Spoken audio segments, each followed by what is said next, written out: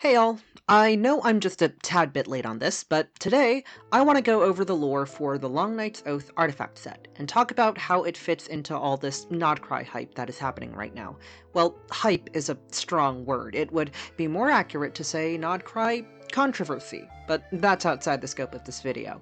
This artifact set came out before we got any concrete details as to the 11 factions of Nod-Krai, but now that we have the web event as well as the dev livestream to work with, things are starting to make a whole lot more sense. Today though, we're just focusing on the artifact set, and the rest of the Nod-Krai stuff I'll reserve for another video.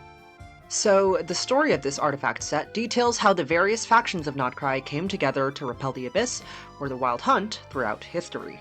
The flower of the set is called the Lightkeeper's Pledge, and we're introduced to a bunch of different factions here, all before Nod-Krai even became a political entity. The artifact description mentions the Wild Hunt, what the people of modern-day Nod-Krai called the Abyss, and it's mentioned that something, or someone called Niezes, is sending the Wild Hunt to wreak havoc. As a result, a mad monk goes to the first Archon of Snezhnaya and the ruler of the Fae, the Beli Tsar, and essentially massacres the Frostmoon Scions, driving them into hiding. The reasoning for this is a bit unclear, but perhaps the monk wanted to steal a power belonging to the Frostmoon Scions so that the first Cryo Archon could fight against the Abyss. In any case, it's said that this monk was consumed by the sky at the edge of delusion, whatever that means. And the story skips forward a bit. We are told of two children who were friends with each other before Nod-Krai even came into being. It is revealed that one of these friends was Reed Miller, an infamous bandit and founder of the Treasure Hoarders, who was eventually executed. The other friend, however, became the first lightkeeper, known as the Torchforger, and he borrowed power from the Frostmoon Scions to defeat the Abyss that plagued the land. After the Abyss was repelled, the Torchforger fought for Reed Miller's childlike dream and eventually founded Nod-Krai as a region separate from Snezhnaya, after bringing the matter up with the Tsaritsa. So there are two stories going on here with this first artifact piece. We have the story of the first Cryo Archon and the Mad Monk who drove the Frostmoon Scions out of their homes, eventually driven to defeat. And we have the tale of two friends, the first Torchforger and Reed Miller, and how the former repelled the Abyss and founded Nod-Krai. I think what connects these two stories in this artifact piece is that the power of the Frostmoon Scions is present in both of them. The Mad Monk presented the first Cryo Archon, the Beli Tsar, with a plan to drive the Frostmoon Scions out of their ancestral homes and presumably steal their power, but we don't actually know if this monk was successful in his endeavors. It's said that he was consumed by the sky, whatever that means, so maybe the monk wasn't even killed by the Abyss. However, whatever plan the monk devised, I think it probably led to the downfall of the first Cryo Archon, as well as left Nod-Krai vulnerable to the continuous attacks of the Wild Hunt. In the second story, it's mentioned that the Torchforger went to the Tsaritsa, not the Tsar, to petition for Nod-Krai's independence, insinuating that the Tsar is already dead at this point. Because this story is the one that we hear of immediately after hearing about the failed plan of the Mad Monk, I think that this plan, whatever it might be, is an integral part to not only Nod-Krai's lore, but Snezhnaya's as well. The second story details the first Torchforger, who was the founder of the Lightkeepers as well as the founder of Nod-Krai. What's really crazy is that apparently he was friends with Reed Miller, someone we haven't heard about since very early on in Genshin Impact. It's said that Reed Miller's death is what prompted the first Torchforger to embark on his quest to defeat the Abyss, and in order to do so, the Torchforger went to the Frostmoon Scions and borrowed their power. With this power, the Torchforger was successfully able to repel the Abyss and establish Nod-Krai as an autonomous region. The feather of the set is called the Nightingale's Tail Feather, and the story recounted here takes place centuries after the first Torchforger founded Nod-Krai, where we learn that the Abyss is primed to attack the Borderlands.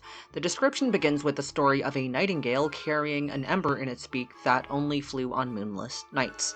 Then we move on to hear about the leader of the Wild Hunt galloping across the night sky, and the current Starshina of the Lightkeepers, most likely the equivalent of a ruler, meeting with the Fatui. The Starshina knew that the Fatui came to Nod-Krai with a sinister purpose, even though they claimed to be reinforcements to fight against the Wild Hunt. When the Starshina asked why the Fatui were in Nod-Krai to begin with, the lead officer told them that the Dark Calamity began in Nod-Krai, and that Snezhnaya could not bear Nod-Krai's defeat. However, the officer also warns the Starshina that should none of the Lightkeepers return in the fight against the Wild Hunt, the Fatui would take care of the aftermath, whatever that means. There's not much to say about the lore of this artifact piece in particular, but the next couple of artifact pieces in this set continues the story of this particular battle between the Wild Hunt and the Fatui. What's interesting about this story to me is that there seems to be a lot of imagery surrounding constellations. We know that Nod-Krai will deal with the Welkin moon and the sky and all that, so seeing this constellation imagery present is quite interesting. First, we have the mention of the Nightingale flying across the night sky on moonless nights, and then we have the leader of the Abyss, who is also apparently galloping across the sky. I wonder what all this constellation imagery could mean. The sands of the set is called the Undying One's Morning Bell, and here we are transported to the battle between the Lightkeepers and the Abyss that was teased in the last artifact piece. We are told that prior to this battle, the Wild Hunt didn't attack Nod-Krai for a full century, so long that some people thought that the Wild Hunt was only a myth. However, the monsters of the Abyss are very much real, and we follow the POV of this dark figure holding a dark blade. At first, I thought that this figure was loyal to the Abyss, but apparently he was fighting against the Abyss on the side of the Lightkeepers, which is strange because I would associate the Lightkeepers with, well, light, not dark. In any case, this shadowy figure was apparently on the side of the Lightkeepers, and he was the last Lightkeeper alive during this battle. This figure didn't even notice when his body was torn to shreds, and he was left to walk alone in the Abyss. Many years later, it's said that whenever mournful bells toll, it means that this figure, who swore to destroy the Abyss, is approaching. Okay, so when I hear of this mysterious figure, I immediately think of the Flame Reaver from Honkai Star Rail, shadowy figure with a dark blade. Unfortunately, we don't really know anything else about this individual. I think this is a figure we will learn more about when the Nod-Krai patches start rolling around, but it would be interesting to know about what faction this figure is loyal to. Perhaps he is a member of the Lightkeepers, but that was never explicitly mentioned, so it could just be that this shadowy figure was fighting for another reason, but chose to join the Lightkeepers for one reason or another. Kind of like how Capitano is not an Atlantean, but fought for Natlan during the Cataclysm. The goblet of this set is called a Horn Unwinded, and we are at that same battle that was detailed by the last artifact piece, but this time we are switching POVs to the Fatui. While the Lightkeepers were fighting the armies of the Abyss, we learned that there was an officer among the ranks of the Fatui who was questioning his orders. See, apparently, the Fatui were holding back their forces, letting the Lightkeepers fight at the front lines, while withholding their own numbers. This mysterious officer, who was apparently sworn to the Tsaritsa but not loyal to any one Harbinger, disobeyed orders and helped the Lightkeepers fight the Wild Hunt regardless. With the combined forces of the Lightkeepers and the Fatui, they were able to defeat the Wild Hunt, though the mysterious officer was branded as a criminal. Apparently, Dottore was in Nod-Krai during this time, and though he recognized that the rogue officer strayed away from the intended plan, he didn't really care. Whatever the Fatui wished to achieve in Nod-Krai was apparently successful. Also, it's mentioned that many new warriors took up the watch of the Lightkeepers that lost their lives during this specific battle against the Wild Hunt. We don't know if the Fatui oversaw the installation of these new warriors, or if the Lightkeepers mainly oversaw it, but it's also hinted that since this battle, the word or title Ratniki became associated with the Lightkeepers. So this artifact set, as well as the flower of this set, kind of sells you on this narrative that the Fatui are cunning and evil, always with mysterious motives. It's quite messed up if you think about it. First, the Fatui show up unannounced in Nod-Krai, claiming to be backup for the Lightkeepers. Then, they withhold their own troops, just so the Lightkeepers die off, and only the intervention of the mysterious officer saved them. After the battle, the Fatui does God knows what to complete their true purpose in Nod-Krai, definitely not anything to help the autonomous region, and it's even possible that they restructure the order of the Lightkeepers in some way. We know from the Song of the Welkin Moon and the Nod-Krai livestream that the Lightkeepers operate only at a fraction of their former strength. What if the Fatui have something to do with that? And what if the term Ratniki was coined as a result of this restructuring of the Lightkeepers? In a really subtle way, that kind of puts a stamp of ownership on the Lightkeepers. It might be the Fatui's way of saying, your order wouldn't exist without us. Yeah, dark stuff. Finally, the circlet of the set is called the dyed tassel, and it leaves us off at quite an interesting place, because the lore of this artifact piece talks about a banquet that the people of Nod-Krai hosted for their warriors before going off to fight in the Cataclysm.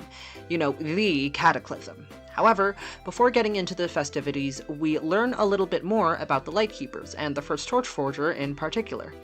Apparently, the first Torch Forger came from a wintry city of the furthest north, and his family's emblem was that of a nightingale. It's plausible that this city of the furthest north was Hyperborea, but it's not specified in the description. The family of the first Torch Forger used to be spies, but was elevated to the gentry by the first Cryo-Archon, and was able to mingle with the Snowland Fae. Fast forward to right before the Cataclysm, the people of Nod-Krai found that they didn't have the protection of any gods. They held a grand banquet in a mead hall the night before they were to head to the Lempo Isles of the south.